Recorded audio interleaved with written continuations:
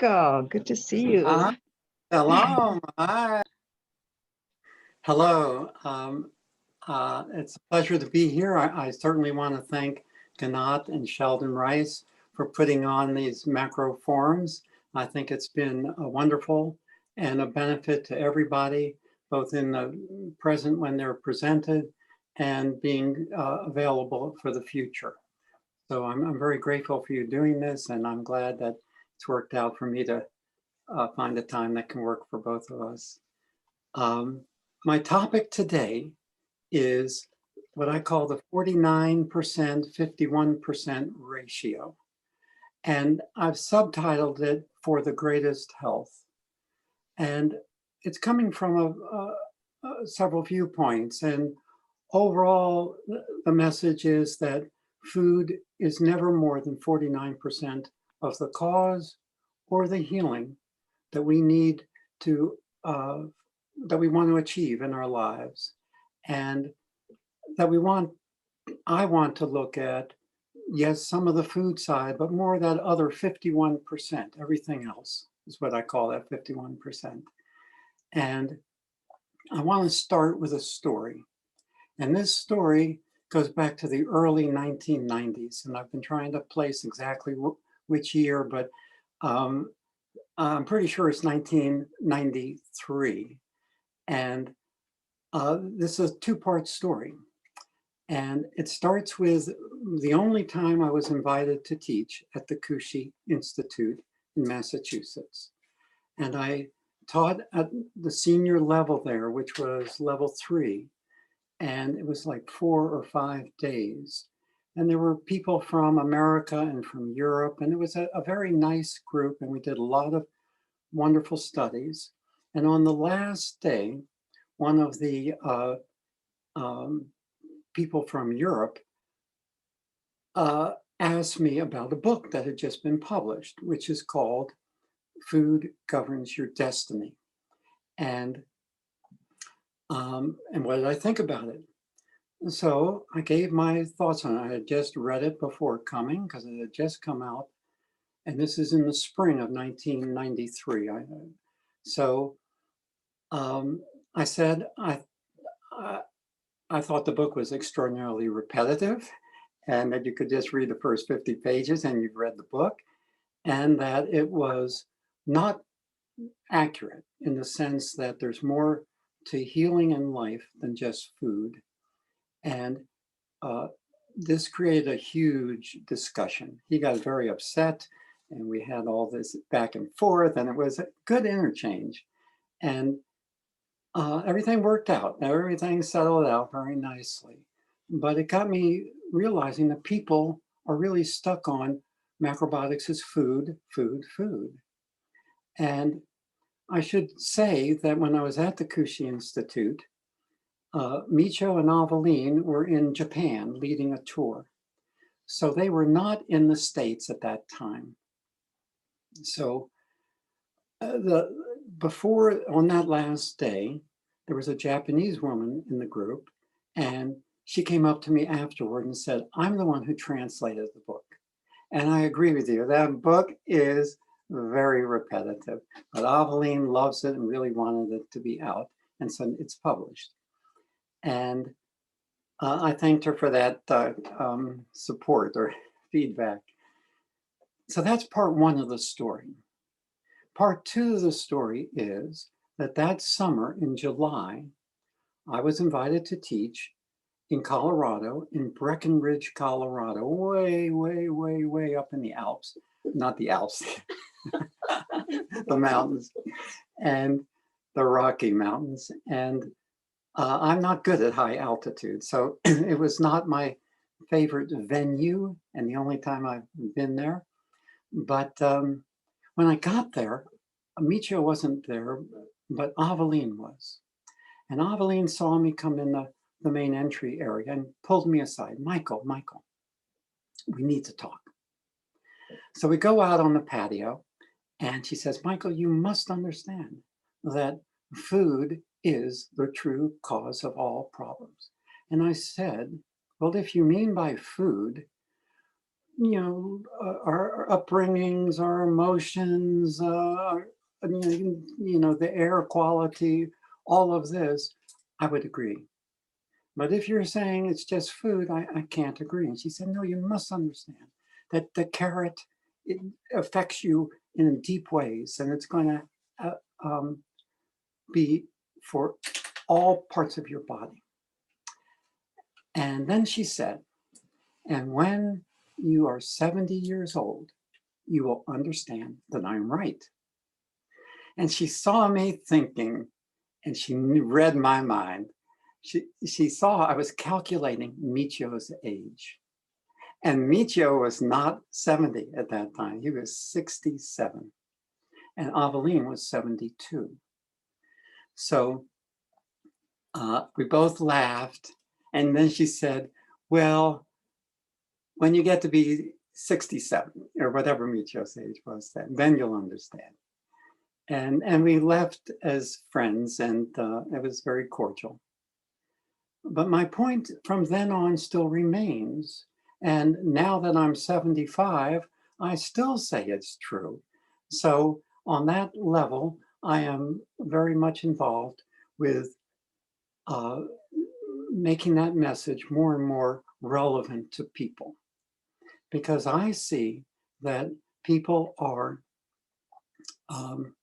still often very attached to the answers to all of their problems coming through the filter of food.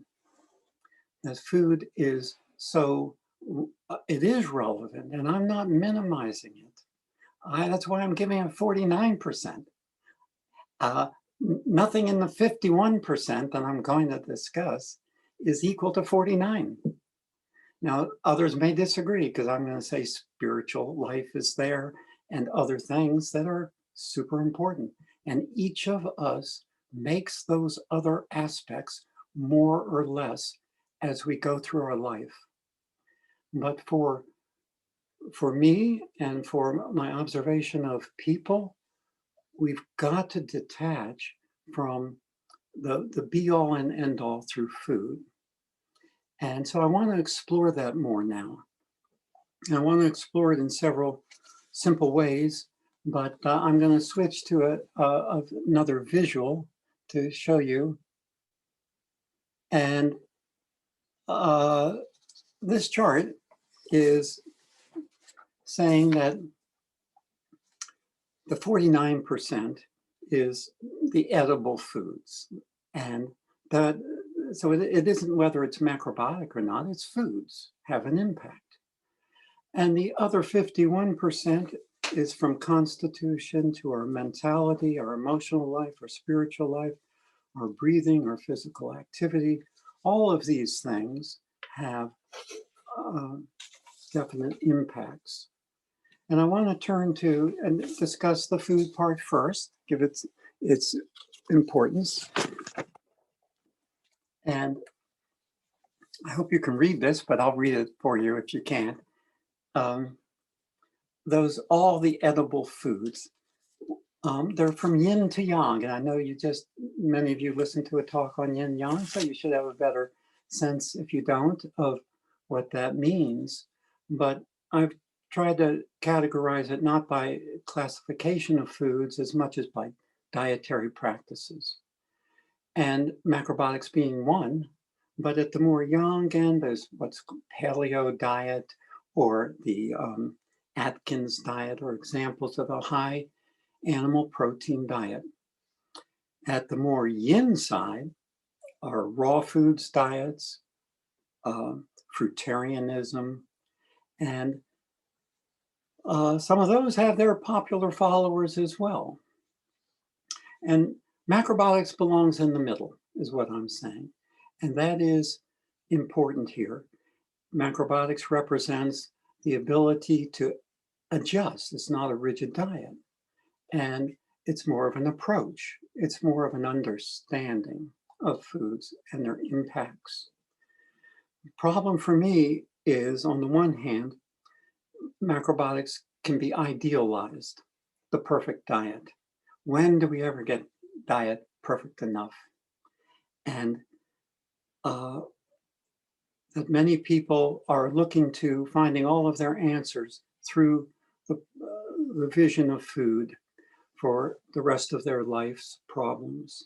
We're going to look at why that doesn't really work out all so well. But meanwhile, I should add that macrobiotics is not a monolithic approach. There's very popular vegan macrobiotics, and then there's other views. And I want to just say, without overindulging in this, that macrobiotics never was vegan. It started when I started back in the 1960s, 1969 to be exact. Macrobiotics was not strictly vegan. There was always fish encouraged, at least once a week. And if you look at other cookbooks from that era of the 60s and 70s, such as Lima Osawa's cookbook, The Art of Just Cooking, or Cornelia O'Hara's cookbooks, animal foods are mentioned, whether it's eggs or chicken or wild foods, that macrobiotics quickly disposed of into a simple fish only. Also, Michel Abacera had a big impact, and I want to give him some credit. I got to know him when he was in Brooklyn, and when I published Macromuse magazine, I interviewed him for it, and he had a wider view of macrobiotics and how that can fit into a holistic approach to living. So all of that goes to say that macrobiotics has different applications, and how we apply it is going to be up to us.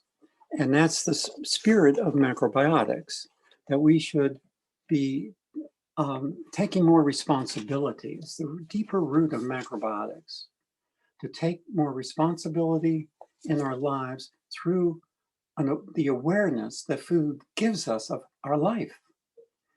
And the problem for that is that many people start saying that their problems must be due to something with the way they eat.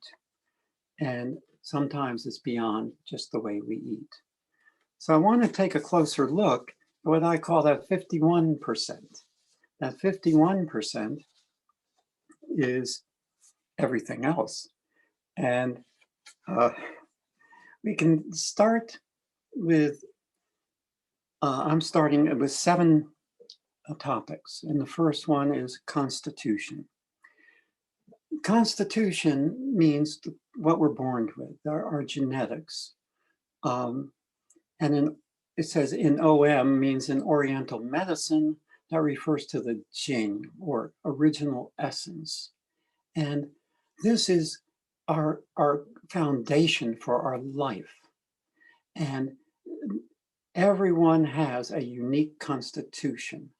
And that, whether you see it as hair color or eye color that you've inherited, or are you tall or short, all these things are core constitutional factors. And so we need to put that into the picture, that is a trajectory in our life from how we start life. And it's going to impact a lot along our life's way, because in Oriental medicine, it isn't just that the Constitution is a fixed thing, it influences the rest of life. The classics of Chinese medicine would say women are on 7-year cycles and men are on 8-year cycles. And that's all part of this constitutional unfoldment that's happening throughout our lives. So we can impact it in some small ways along the way, but a lot of it is already preset. Constitution is not just what we're born with, though, so comes number 2, childhood problems, especially the first 7 or 8 years are a huge impact in a person's life if there's been injury or serious sickness or abuses, these have tremendous impacts than if those same injuries happened later in life, because it can penetrate and disturb this molding and solidifying of our constitutional power. And so such things, for example, childhood diabetes, or childhood or infant asthma, or uh, someone in their childhood needing major surgery, like heart surgery. I've seen people with all of these problems, and you can see the impact that still continues in their life. And they've curiously sought out macrobiotics as a way to help that impact. And it has. They have improved because of macrobiotics, but not necessarily fully resolved everything, because it's such a deep wound, we could say. So that takes us to number 3, which is the physical aspects in our lives that can affect us. And yes, the traumas and injuries, like a broken bone, for instance, or surgeries. Many people who've had surgeries kind of minimize its impact when they tell me about it, but I don't. It's a loss, and I advise people, if they're going to have surgery, to have a deep moment of reflection about that, and letting go, thanking that part of the body and that it serves them, and now letting it go. And so that it becomes, uh, instead of an attack on the body, it becomes a choice to let it go. And it has an energetic, if not spiritual, uh, result that makes us less um, thrown off energetically by the resulting surgeries or traumas.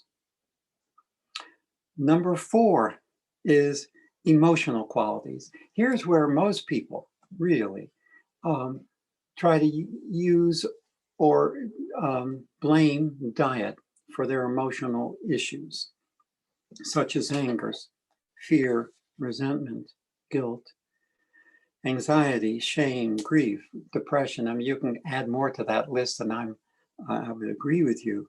We are a bundle of emotions, and these emotions are part of a natural part of us. We are not. The goal is not to have emotions. The goal is to be free from the knots that they create, and the way they lock us in to often the past. And of all these emotions, I would say anger and fears are the 2 biggest ones, and all the others could be categorized under one of those 2. I'm saying resentment is a kind of anger, or anxiety is a kind of fear, and they are felt differently in our bodies, and we try to resolve them. And we, not just because we're macrobiotic, but all people seek to resolve their angst with food. This is, I mean, a little child wants, when they're crying, they want to be held. They want that you give them a little food and they are pacified, or they suppress them. But it's with food that we tend to gravitate to, on the surface anyway, resolve or calm some of our emotions. And for example, someone can say, oh, I'm feeling so joyous, something wonderful just happened, let's celebrate, let's have ice cream. And then the next day they say, oh, I'm so depressed, this has been a terrible week, and I'm going to have ice cream to cheer me up. We can use the same foods for opposite reasons because we are tensed by these emotions, and the tension wants release. And most often that release is going to be something yin. Now, in macrobiotics, people will tend to want to deny these emotions or um, let them build up too much and become explosive. But I'm suggesting there's ways we can work on them, and we need to. And when I'm counseling someone, I'm not going to be their therapist for them, but I'm not going to let some of these deep issues just that get kind of parenthetically stated. I give them some weight. I'm saying you need to work on that too, and that's going to help make your healing much better. And maybe I'll give some insight into how they can start working on it. And yes, how food can help, but it's not the whole answer. Without getting too political, but because this is a political moment in America, you may wonder, well, if Donald Trump were to be macrobiotic, would he be less crazy? And I would dare say he might be less chaotic because he wouldn't be drinking soft drinks every day, 8 or 10 a day.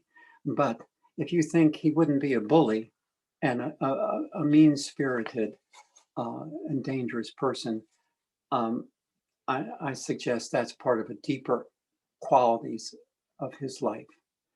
So I just put that out.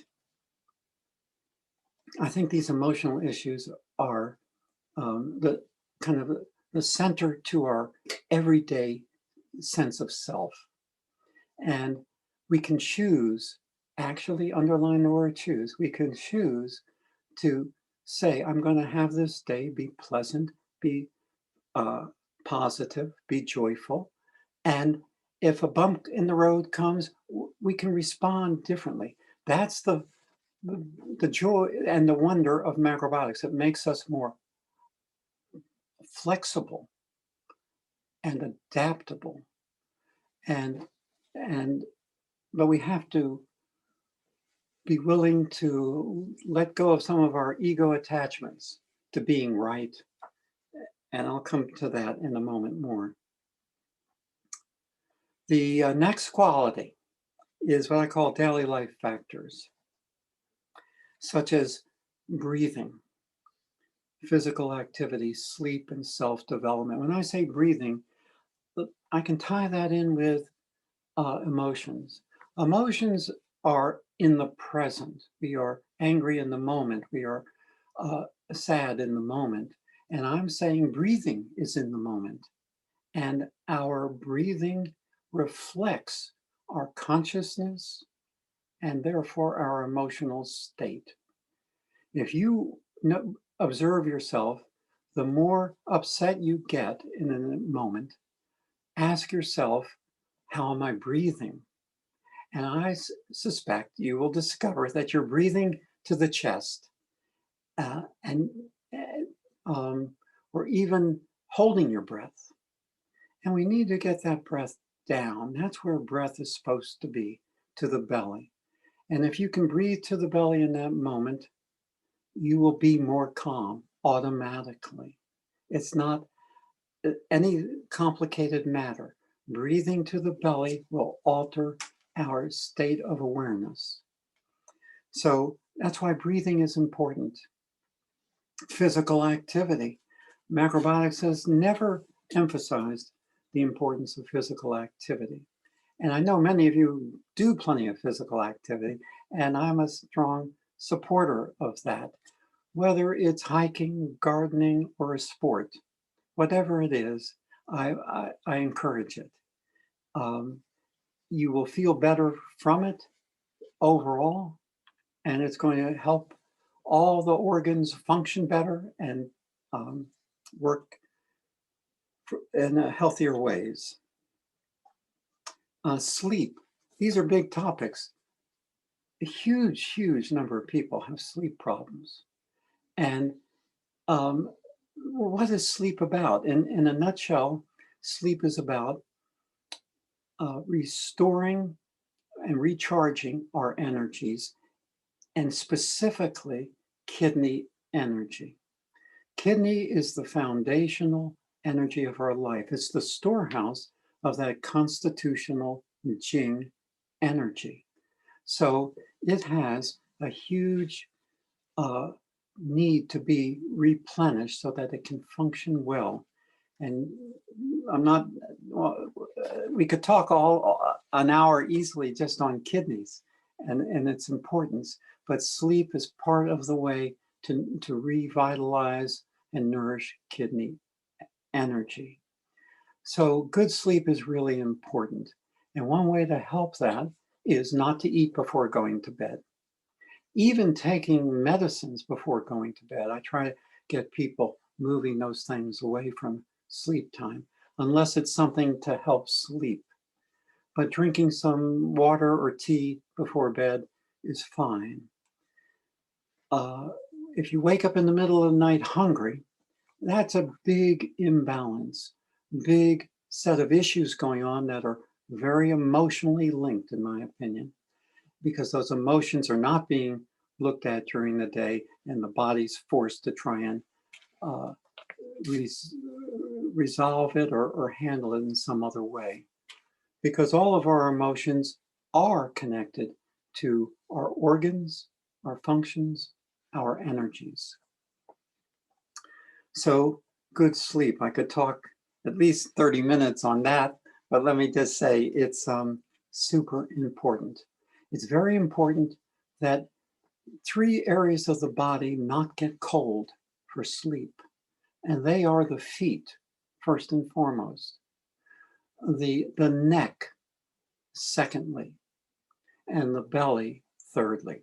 Sometimes just putting a hot water bottle on the belly is going to easily help make you get into a deeper, more healing sleep.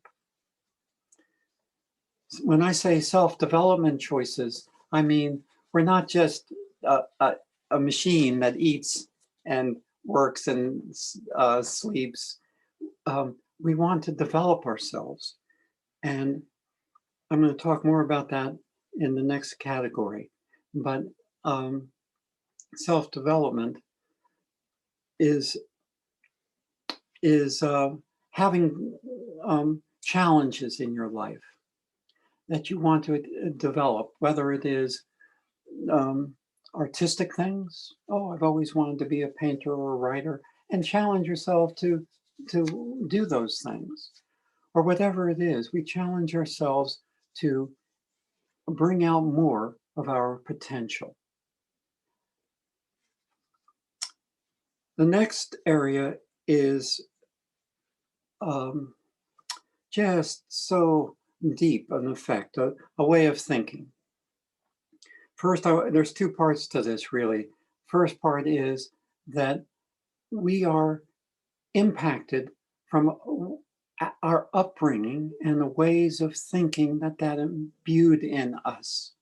Certain biases, certain beliefs, assumptions, dogmas. This comes from our family upbringing, from the type of education we got, to our society and culture. And so we need to reflect on those and, as an adult, reevaluate which of those are meaningful and which are not. Which have we held that are limiting us rather than benefiting our growth? And so this way of thinking, put in more macrobiotic terms, that I feel is very important. Macrobiotics is not solely or even particularly about food. George Osawa's, if you look at his writings, uh, they're long ago to us, but they're valuable writings still. He talks about uh, levels of judgment that I would call levels of consciousness. And the point being that what is macrobiotics about but growing our consciousness, and that We all have mechanical levels, sensory levels, intellectual, emotional levels, intellectual levels, social, ideological, and the highest level supreme is a free person. It's not that we don't have those, even no matter where we are on that scale. If you're a free person, you still have emotions. It's that we are not locked into them, and we can be more embracing and loving. So that's the spirit of macrobiotics, and not so critical of others and self, and this judgmental side that and critical side that often comes up in macrobiotic discussions. The other aspect of Osawa's message, and what's unique to macrobiotics that is not about food, is what's called the unique principle, namely a profound application of the dynamics of yin-yang. And if we're not thinking by yin-yang in our everyday life, we are just using macrobiotics as goods and bads. What food is good? What food is bad? That kind of style is actually very limiting. And it leads us to always thinking that there's an answer in the best food, the best meal, the best cooking, the best combinations. And those are all extraordinarily important. But we've got to start to, if we start thinking about the world and our life by yin and yang, we start to see more objectively rather than in terms of good and bad. And you could say to me, well, isn't good and bad just opposites, yin and yang, like strong and weak, or on and on? And you're right. But the difference with yin-yang unique principle is that we're looking to not just see the opposites, but see what unifies the opposites, what joins them together. Another way of saying this is, instead of saying there is yin and there is yang, 1 and 1 equals 2. That's duality. That's the world we live in. Everybody can tell you, if you give one thing, they could tell you its opposite. That's the world of duality, that you want to be strong, not weak. You want to be vital or beautiful and not ugly. You want to be this and that. Everyone wants one and not the other. That's the world of duality. But the world of unity is saying that from this one half of it is yin, 1/2 of it is yang, and together they make a whole. You cannot have one without the other. You cannot have strength without weakness. And until we come to accept that, you cannot have pleasure without pain, some joy without some sadness. That this is all the wholeness of life. And if we are denying one in favor of the other, we are distorting and ultimately hurting ourselves. And so macrobiotics is a gift of this unique principle way of seeing. And I encourage you to seek to apply that in as many ways as possible. And that brings me to my last point, which is the spiritual and religious life. And I would say that that is present in everybody's life. It's whether we give it presence in our life. And whatever form that is wonderful. It could just be being with nature as a spiritual experience. It's the experience, not the actual beliefs that are underneath the experience. And so I hope everyone understands, I'm just trying to be simple with this, but my real point is macrobiotics is meant to be an evolution of consciousness, not just for physical health, as important and vital as physical health is in our life. And the way we're going to do that is by taking more responsibility in our life. So let me come back here again. So in essence, that's my presentation. I've kind of condensed it, but I would love to entertain questions from anyone. And I just want to say that every day we have an opportunity to grow ourselves, refine ourselves, strengthen ourselves, see our life in bigger ways, see the world in a bigger way, and realize that we are always moving forward in our life and that we have some underlying drive within us that I would call destiny or purpose in our life that we need to support, and we can do that in many ways, and food is the foundation for it, but we must work on these other levels as well.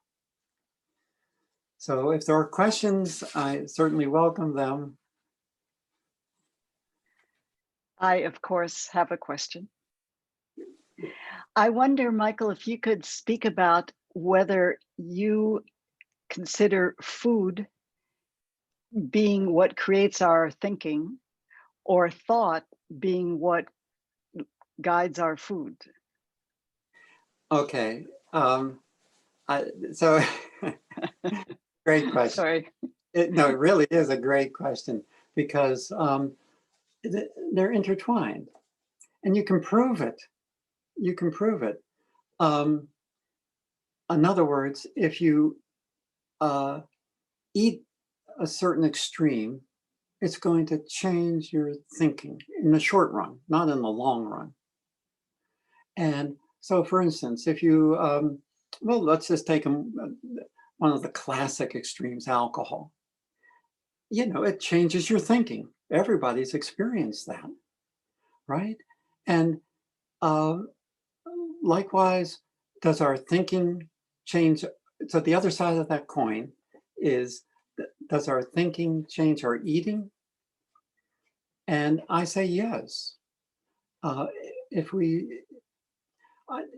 was in the acupuncture world, one of the teachers there years ago had a kind of a passing thought about food, and it was this.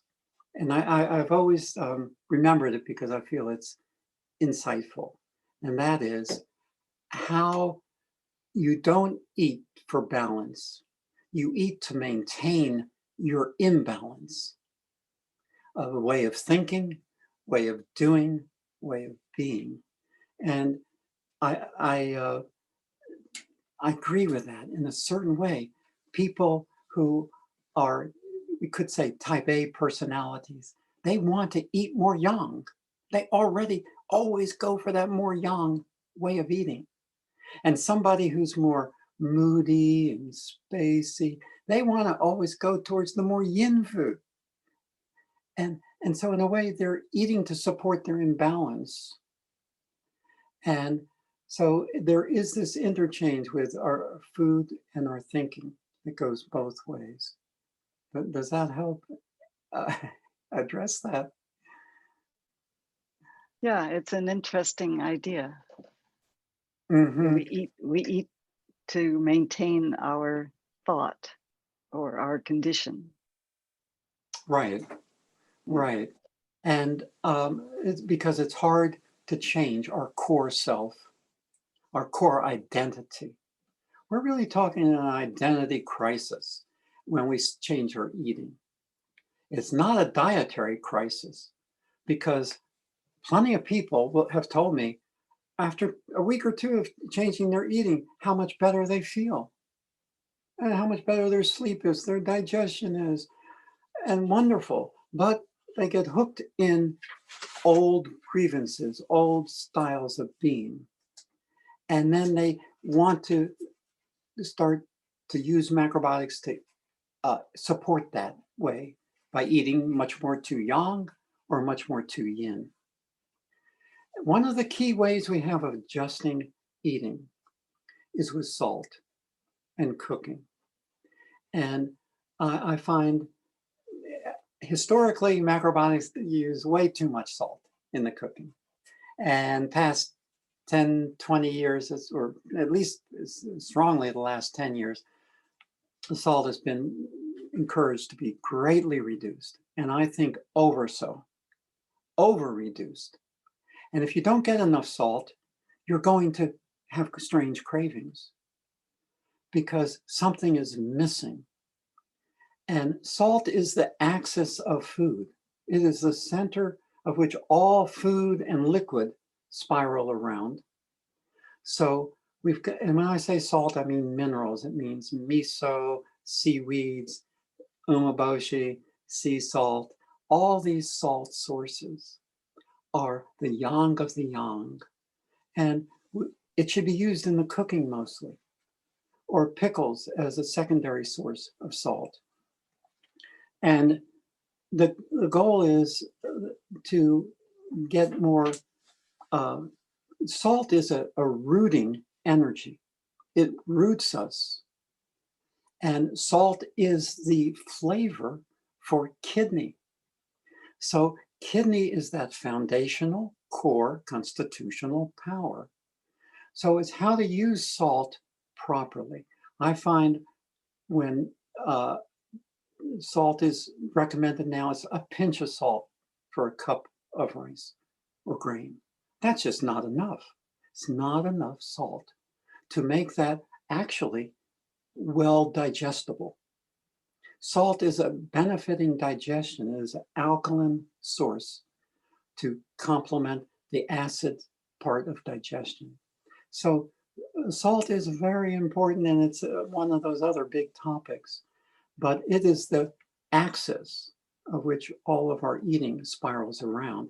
If you overdo salt, you're going to want a lot of liquid or a lot of sweets or a lot of oil. So if you find yourself craving a lot of oil, it's because you're taking too much salt often. Meanwhile, many people are being taught in macrobiotics to limit their oil.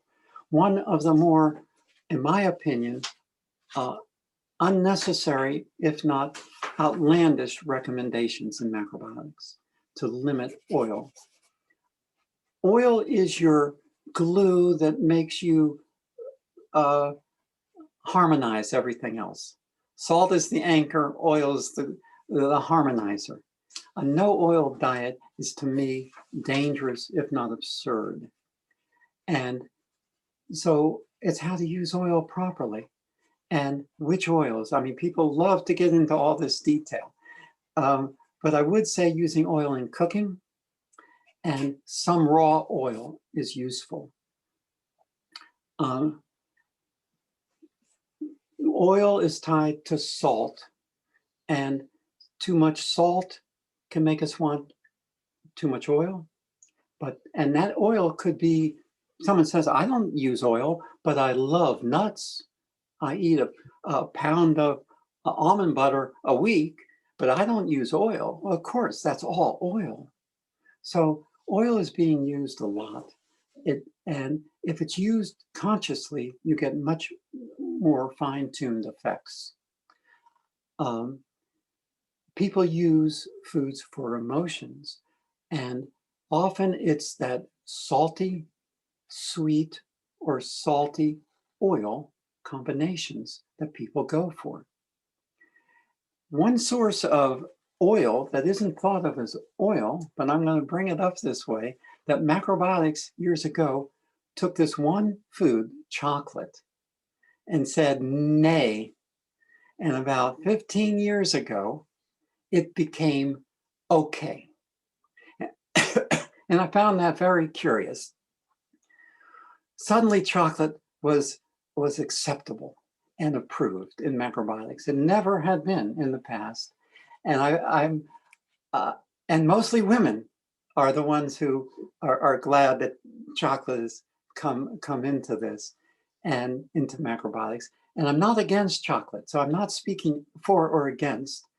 Actually, I'm saying that it represents that macrobiotics was too young up until then, that women were eating too strict macrobiotic young, too much grain, too much salt, too much cooking. And that chocolate was the yin.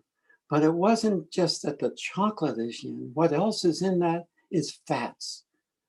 And that's why I'm bringing this up. It goes with oil. You should think of chocolate as a core oil source. And so I'm really presenting a spectrum of views here, but I'm saying salt is our anchor food. Oils are the harmonizing forces that we use subtly in cooking. And to use those on a daily basis is going to secure our foundation of wellness. It doesn't, macrobiotics does not guarantee wellness or health, because we are all going to age and we're all going to die. So it's more, can we live our life adventurously, fully, and freely more and more? That is unknotting the knots of our upbringing and of our angst and of our grievances in life. We've all have pains from the past, resentments or angers that have held us back. How to let those go is part of our healing, and food can facilitate our willingness to look at those, but it's going to take some different level of effort to achieve that level of freedom. I am still working on those, and there's plenty more I can do. It's a deep level of self-awareness that we have to come to for our growth. In any case, the no salt or low salt or no oil diet that's becoming more popular in macrobiotics, I consider unhealthy. Vegan macrobiotics by itself can be fine for those who want it, but to say it is the goal of macrobiotics is erroneous. The goal of macrobiotics is free choice, free eating. And macrobiotics has always recommended fish as an animal source. And I'm still a proponent of that, despite the arguments against it. And I am on an energetic level that some people will benefit. It's not because they are weak and they need it. It's because they will benefit from it. All food is medicine. All food. I have recommended meat to people as a way for their healing and strengthening. We've got to get free from this boxed in view of macrobiotics and its application. And we can by going with a more flexible, if not more intuitive, way of eating. And it's not as hard to do as you think if you just open up to the possibilities. So, one thing's not good for everyone. I'm getting a little advice from the peanut gallery here. Well, we love peanuts. Yay. I'm being reminded that there's no one food or one way that's right for everyone within the scope of macrobiotics. Here's the way I would say it. Grains are important. Brown rice is not the ultimate grain. It is an important grain. I find many people do much better with millet and quinoa as with rice. But in any case, flexibility and variety of grains is going to support our foundation, as grains are a center of food. But we need other foods beyond that. And macrobiotics did and the literature of macrobiotics of the past over-recommended grains. I mean, I see in the books, I was just looking through some recently, and 70% rice. I mean, this was macrobiotics 20 years ago, not that long ago. So we've evolved. Macrobiotics is an evolving approach. And I just speak for that evolution. And so grains are valuable. And I say 3 foods are needed in a meal, just 3. A grain, vegetable, or I should say grains, vegetables, and protein. You don't need, everything else is secondary and wonderful. The fruits, the and within the protein could be animal or not, but which kind of protein or which vegetables, all of those are relevant to your needs, and you should feel very flexible what you choose there. But at the base, it's really about finding what works for you. And once you find what works for you with salt and a balanced approach to your eating, you're going to find that the season changes. And bingo, you've got to adjust again. We're always adjusting. And by the way, no 2 people eat the same, even at the same meal. A family gets together, and there's the grains and the beans and the vegetables and the dessert or anything else, the seaweed, you name it. And you went for seconds of this, someone went for seconds of that. Someone wanted a little more salt on, or gamasio, or a pickle, and you didn't. Everyone's adjusting instinctively at each meal. We're not really ever eating the same as anybody else. And so we need to recognize that our choices matter. We don't have to be perfect. Our body is going to benefit with good digestion, because you must remember, it isn't what you eat, it's what you assimilate. And that means the power of digestion becomes extraordinarily important. And so that's another whole topic, how to really improve digestion. So let me just conclude that, of course, I wish everybody well, and pay attention to these other aspects of our lives. That 51% is so relevant to making the food part harmonize with us. I want to tell you, so I wish everybody well with that. I just want to segue to the 2 other things. I'm planning on doing another of my webinars. I did 2 in this late spring. I did one on lung health, which I should tell you right now, I put on sale for those who didn't hear it. It's on sale for $28. It's a 2-hour and 10-minute talk on lung health with 20 pages of handouts, and plus another set of recipes and support material with food. And so that will be available till December 1st. That's on my website right now, so you can definitely go and get that. And secondly, I plan to do another webinar. I did a second one in the spring on emotional health, and that's available on my website as well.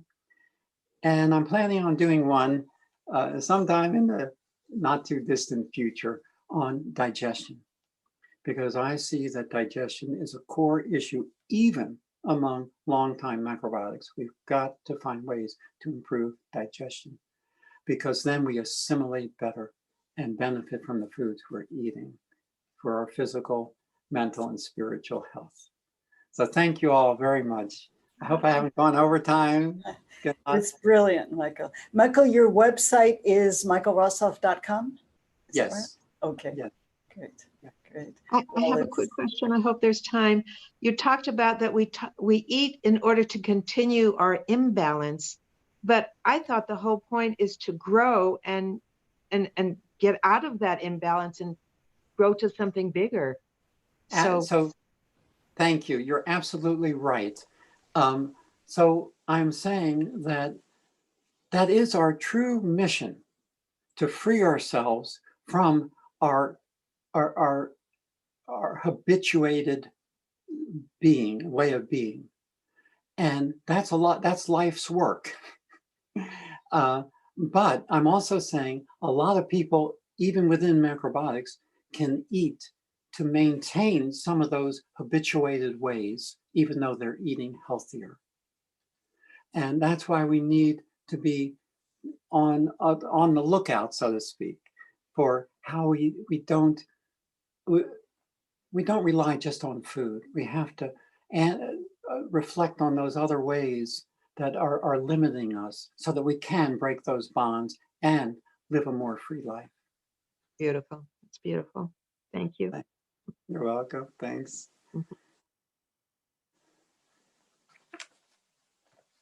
Thank you, Michael. It's an honor. It's a pleasure to have you. Thank you so much. All right. Thank you. Bye-bye. All right, everybody. Best regards. Bye-bye. Thank you, Michael. Thank you. It was Well- lovely, Oh, love to see you here. Yes. as usual.